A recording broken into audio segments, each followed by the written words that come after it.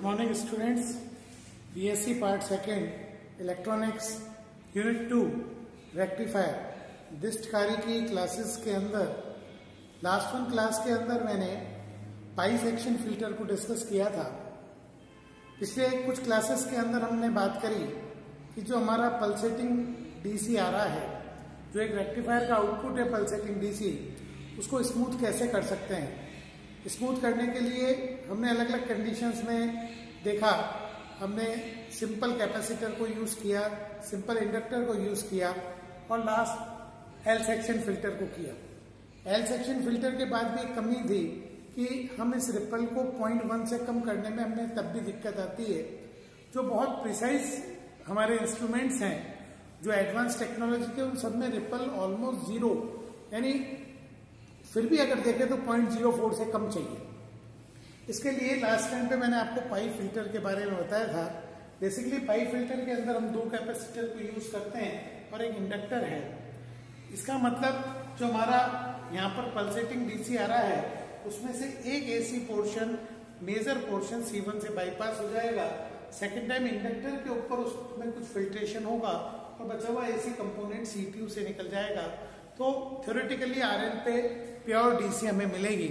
Practically यहाँ पर भी मैं आपको बता दूं कि इसका रिपल फैक्टर 0.04 या उससे थोड़ा लेस हो सकता है, यानी बहुत स्मॉल क्वांटिटी में एसी होगी, बट वो ऑलमोस्ट नेग्लिजिबल होगी। ये इसकी वर्किंग के बारे में मैं लास्ट टाइम पे डिस्कस कर चुका हूँ। आज हम इसके रिपल फैक्टर कैलकुलेट करने की कैलकुलेशन पे जाएंगे।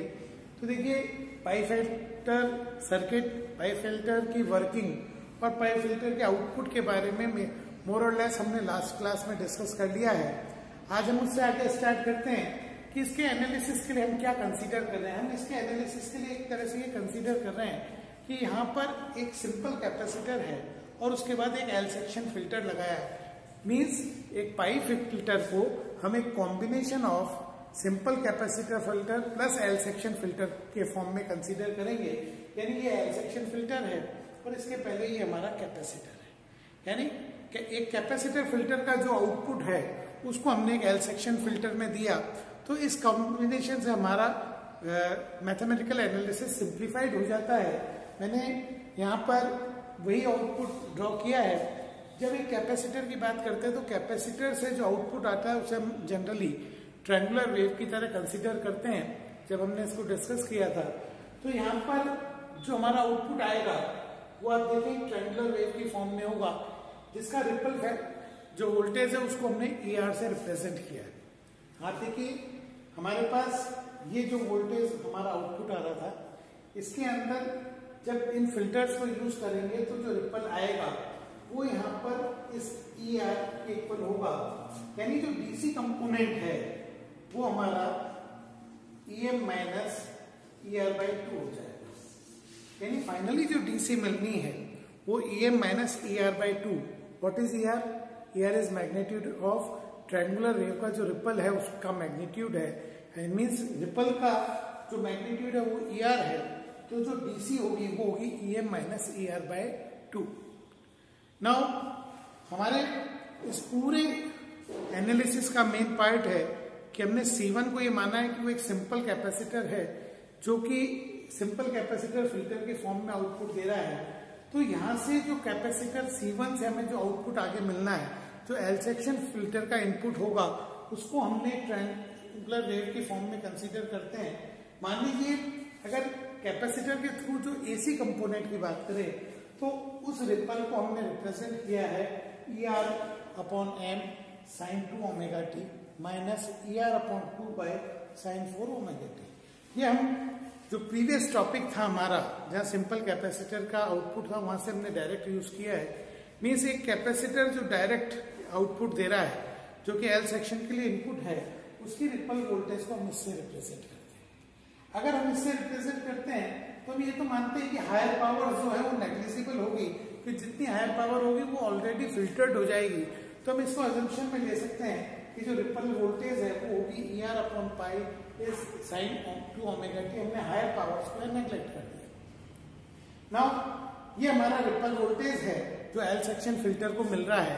एल सेक्शन फिल्टर के इस रिपल से अगर हम बात करेंगे एसी कितना होगा, तो यहाँ रिपल करंट या एसी करंट निकालते हैं तो एसी करंट होगा voltage upon impedance means ER upon Z. इस एल सेक्शन फिल्टर की जेड की अगर बात करें तो this is an series combination of XL and XC. एक इंडक्टर और एक कैपेसिटर है, इसका मतलब IAC हो जाएगा ER upon XL minus XC. XL हो गया, यहाँ ध्यान रखें कि यहाँ पे बेसिक जो फ्रीक्वेंसी है फंडामेंटल फ्रीक्वेंसी की डबल होती है, इसलिए 2 ओमेगा एल हो गया माइनस 1/2 ओमेगा C2 हो गया। इसको जब हम सॉल्व करते हैं एलसीएम लेते हैं तो ये बन जाएगा 2ER omega C2 upon pi 4 pi square LC2 minus 1 sine omega T. इसका मतलब एल सेक्शन फिल्टर में जो करंट फ्लो कर रहा है उस करंट में हमारी वैल्यू है 2ER omega C2 upon pi 4 omega square LC2 minus 1। ये AC हमारे पास एल सेक्शन फिल्टर पे है, यानी ये हमारे आउटपुट पे जो वोल्टेज आ रही है उसमें AC कंपोनेंट की बात कर रहे हैं। अब अगर इस AC कंपोनेंट का RMS निकालते हैं तो फंडामेंटली RMS निकालने के लिए हम 0 से T में इसको इंटीग्रेट करेंगे। RMS की बेसिक डेफिनेशन है, हमने इसको स्क्वायर किया, मीन निकाला, रूट निकाला, तो हमारे पास I डैश RMS आ जाएगा 2ER omega C2 upon root 2 pi 4 omega square LC2 minus 1। ये हमारे पास जो आउटपुट है, जो RL है, लोड है, लोड के अक्रॉस AC कंपोनेंट को बता रहा है। मीन्स हमारे पास इतनी AC वोल्टेज वहां पर अवेलेबल है। क्योंकि हमें रिपल फैक्टर जब डिफाइन किया हुआ है, रिपल फैक्टर की बेसिक डेफिनेशन है कि जो हमारा आउटपुट है उसमें AC कंपोनेंट की voltage divided by DC component की वोल्टेज।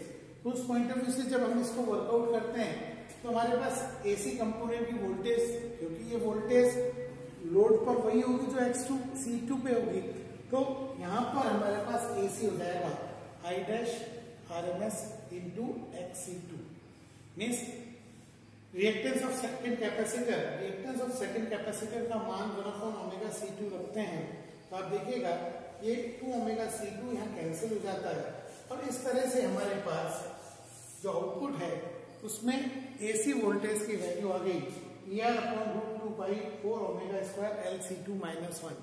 इस तरह से हमने एक कैपेसिटर के आउटपुट को एल सेक्शन पे इनपुट लेके जो हमारे आउटपुट में AC वोल्टेज मिलनी है उसके RMS वैल्यू की कैलकुलेशन करी है। इसमें बाकी सारी चीज हमें नोन है बट अभी ER हमें नोन नहीं है।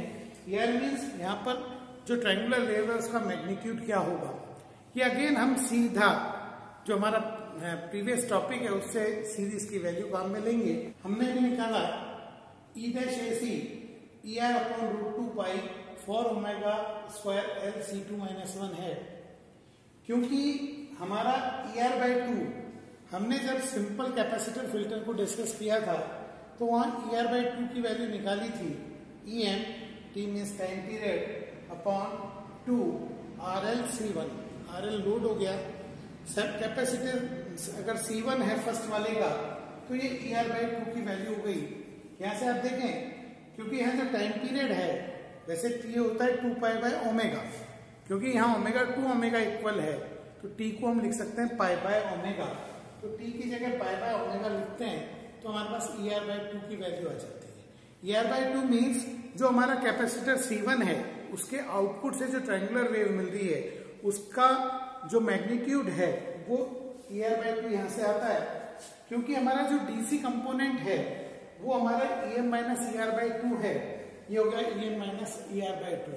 यहाँ देखिए ये ER/2 हम क्योंकि फिल्ट्रेशन की बात कर रहे हैं तो RL पहले से ज्यादा है, C1 का मान ज्यादा है, तो रफली EM के कंपैरिजन में ये नेग्लिजिबल होगा। तो हम DC को लगभग EM means peak value of voltage in pulsating DC ले सकते हैं। तो हमारे पास EDC इसके इक्वल हो गया EM। नाउ रिपल फैक्टर की डेफिनेशन से R होता है E dash AC upon EDC। मैंने यहां से E डैश AC का मान रखा, EDC का मान रखा और सॉल्व किया तो हमारे पास रिपल फैक्टर की वैल्यू आ गई 1 upon root 2 pi omega RL C1 4 omega square LC2 minus 1। यानी जो पाई सेक्शन फिल्टर का रिपल फैक्टर है वो हम इससे कैलकुलेट कर सकते हैं। बट प्रैक्टिकली हम ये जानते हैं कि 4 ओमेगा स्क्वायर L/C2 की वैल्यू मच ग्रेटर देन 1 होती है। तो रिपल फैक्टर अगर मैं यहाँ पे इसको वर्कआउट करूं तो मेरे पास आ जाएगा 4√2 पाई ओमेगा स्क्वायर RL/L/C1/C2। यहाँ पे 4√2 कांस्टेंट है, पाई कांस्टेंट है, इनकी वैल्यू को रख दें, फ्रीक्वेंसी भी रख दें, तो हम इसको शॉर्ट में देख सकते हैं। हमारे जो पाई सेक्शन फिल्टर है उसका रिपल फैक्टर इनवर्सली प्रोपोर्शनल है RL के, C1 के, C2 के और L के। यानी अगर हम रिपल को बेटर करना चाहते हैं तो C1 की वैल्यू हायर लें जिससे कि फर्स्ट स्टेज फिल्ट्रेशन बेटर हो, इंडक्टेंस की वैल्यू ज्यादा लें, C2 की वैल्यू ज्यादा ले और इवन RL की वैल्यू भी ज्यादा ले। ये जब डिजाइन करेंगे तो हमारे पास एक अच्छी क्वालिटी का पाई सेक्शन फिल्टर होगा और आउटपुट में AC कंपोनेंट लेस देन 4% हो सकता है, 0.04 है उससे लेस हो सकता है। बट यहाँ फिर अगेन मैं रिपीट करूंगा, एक बहुत इंपॉर्टेंट प्रॉब्लम है कि इस स्टेज की फिल्ट्रेशन आने तक कई बार हमारा बहुत बड़ा DC कंपोनेंट भी रुक जाता है।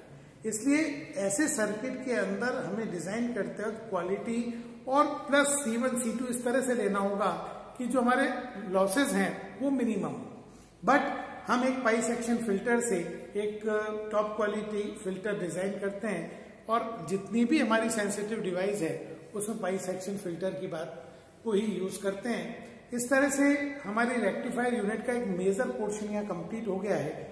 हमने रेक्टिफायर क्या होता है, half wave, full wave rectifier, bridge rectifier, और उसके बाद उन रेक्टिफायर के आउटपुट को कैसे फिल्टर करते हैं। इसके अंदर simple capacitor, simple inductor, L section pi filter को बात की। यूनिवर्सिटी एग्जामिनेशन में 100% यहाँ तक के सिलेबस में अलग अलग तरह के क्वेश्चन आ सकते हैं। शॉर्ट आंसर टाइप क्वेश्चन हो सकते हैं, न्यूमेरिकल हो सकते हैं और हमारे पास लॉन्ग क्वेश्चन भी हो सकता है। किसी भी एक पर्टिकुलर फिल्टर या किसी पर्टिकुलर एक रेक्टिफायर के सर्किट डायग्राम, उसकी वर्किंग और रिपल फैक्टर कैलकुलेट करने के लिए क्वेश्चन 6.5 मार्क्स में आ सकता है। इसलिए अभी तक का जो हमारा पोर्शन है अगर हम उसकी बात करें तो नॉर्मली यहाँ से शॉर्ट आंसर टाइप क्वेश्चन भी मिलेगा आपको, हमारा very short answer type question भी मिलेगा और लॉन्ग आंसर टाइप भी क्वेश्चन मिलेगा। निश्चित तौर पर यहाँ तक के पार्ट को न्यूनतम से न्यूनतम 10 मार्क्स का वेटेज मान के चलिए। मैंने जो रेक्टिफायर की अब तक की क्लासेस ली हैं, इन मैथमेटिक्स को अगर आप प्रॉपरली वर्कआउट करते हैं तो 10 मार्क्स तक के क्वेश्चन को आप इजीली अटेम्प्ट कर सकते हैं। रेक्टिफायर यूनिट के केवल एक टॉपिक और बचता है, वो है पावर सप्लाई और general regulated power supply. Means power supply को हम कैसे रेगुलेट करेंगे ये आगे की क्लासेस में मैं डिस्कस करूंगा, लेकिन उसका पुराने वाले टॉपिक से कोई लिंक नहीं है। इसलिए आप इसको सेपरेटली अगर डील करके वर्कआउट करते हैं तो आप एक बहुत अच्छे नंबर एक्वायर कर सकते हैं। इन क्लासेस को आप वापस ढंग से रिव्यू करें। Thank you.